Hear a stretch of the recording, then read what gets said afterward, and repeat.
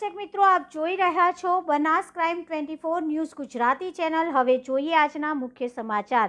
ડીસાના 200 વર્ષ પૂર્ણ થતા બંધુ સેવા ટ્રસ્ટ દ્વારા જલારામ હોલ ખાતે ડિજિટલ ગ્રંથનું લોકાર્પણ કરાયું। ધારાસભ્ય સહિત આગેવાનો ઉપસ્થિત રહ્યા।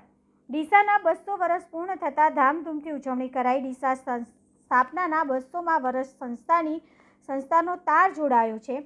રાહમાં પથ્થર આવી જાય તો એનાથી બંધુત્વનો પુલ બાંધવો છે, એવા ઉદ્દેશ સાથે આજે જલારામ મંદિર ખાતે બંધુ સેવા ટ્રસ્ટ દ્વારા દ્વિશતાબ્દી મહોત્સવના પ્રથમ સોપાન સ્વરૂપે સંસ્થાનું સેતુ પ્રકાશિત થઈ રહેલ ડિજિટલ ગ્રંથનું લોકાર્પણ અને વિમોચન વિધિ કરવામાં આવી હતી, જેમાં ડીસાને અનેક રીતે વિકસતું નગર છે। કેવળ ઇમારતો કે ભૌતિક વિકાસ જ નહીં, ભાવનાત્મક, સેવાકીય અને માનવીય વિકાસ સમાજ જીવન માટે મહત્વની ઉપલબ્ધિ છે અને આવો વિકાસ માનવ નિર્મિત વિવિધ સંસ્થાઓ દ્વારા થાય છે।